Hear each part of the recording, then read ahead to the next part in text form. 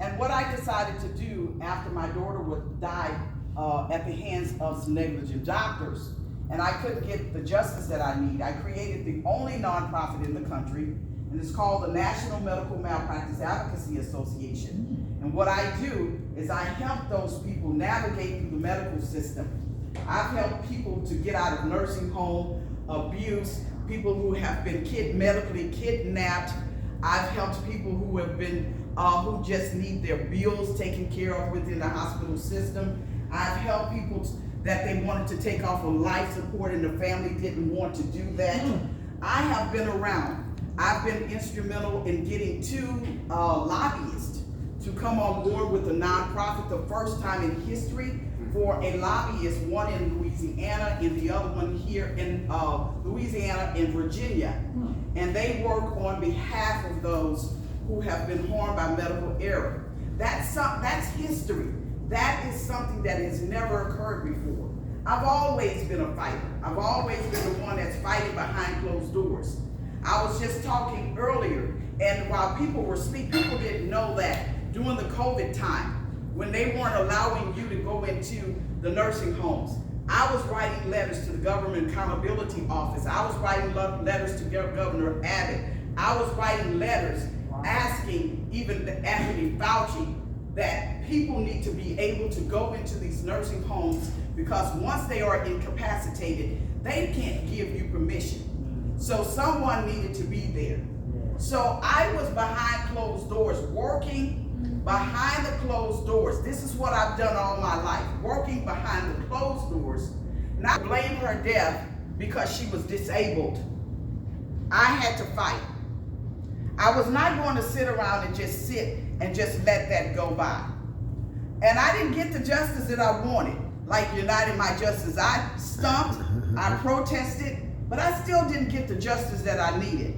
So what I did was I created the organization, and then what I did, I fought everybody that I could, tooth and nail, and I didn't stop.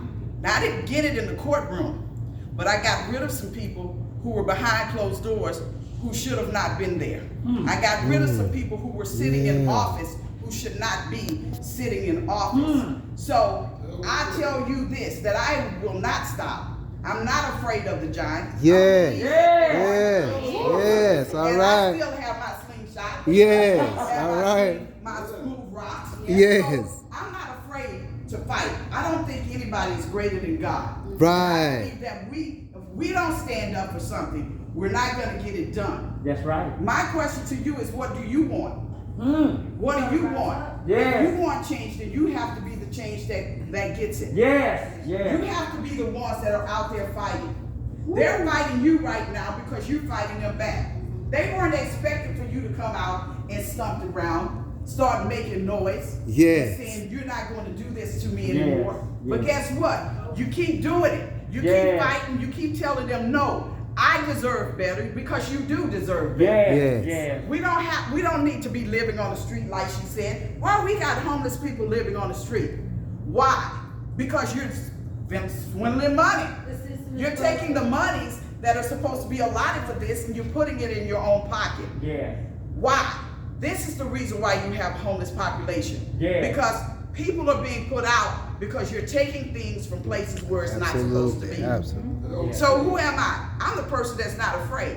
Who am I? I'm the person that's ready to fight. They ask me, why am I here? I'm here because I said I want to be here. I'm okay with that. Are you okay with me being here? Now.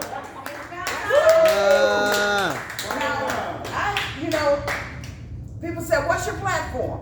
And as all politicians, because I'm not a politician per se, I didn't grow up wanting to be a politician on the street. I'm not a politician. I'm a people person. I'm a person who thinks that people need the right things. People need to be treated correctly. There's no sense of that. That's what I'm about. I'm not about sitting here telling you, well, what's your platform? Look on my website. You'll see. I have a platform there. But that's not what I'm all about. Because you have had candidates to tell you what's listed on your website or what's listed on the website. And when they get in office, they do absolutely nothing. Yeah. Because what's on my website may not be needed what's in your community. What you need to Thanks. do. Yeah. Talk to her. Okay? And I keep telling people, you know, stop giving thank you to where thank you don't need to be. We keep saying thank you, thank you. No. We need to tell them they need to get out of office and it's time for you to go. Yeah. It's time for new leadership. It's time for you to speak up and tell them that I do not want you in office anymore. Another cap. And we need to move, and we need to move quickly. Yeah. Swiftly. That's it. They're taking homes from you, Mm. and I said they're giving you bottled water, but they're swindling the water from underneath you and taking it to other communities. I know what's happening in Dallas. I've heard that they're trying to take water from rural communities, and because these properties have oil on their property, they want that. They're knocking on your door for your vote, but then again, I get in that office, all that people have been just asking for was the basic necessities of life. That's it. That's all we've asked for. You will receive it. This is not a black agenda. It's not a white agenda. It's not an Asian. It's not Chinese. That's right.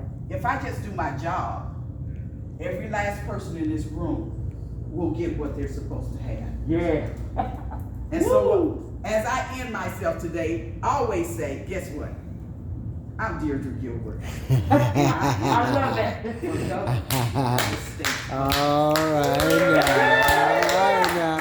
All right now.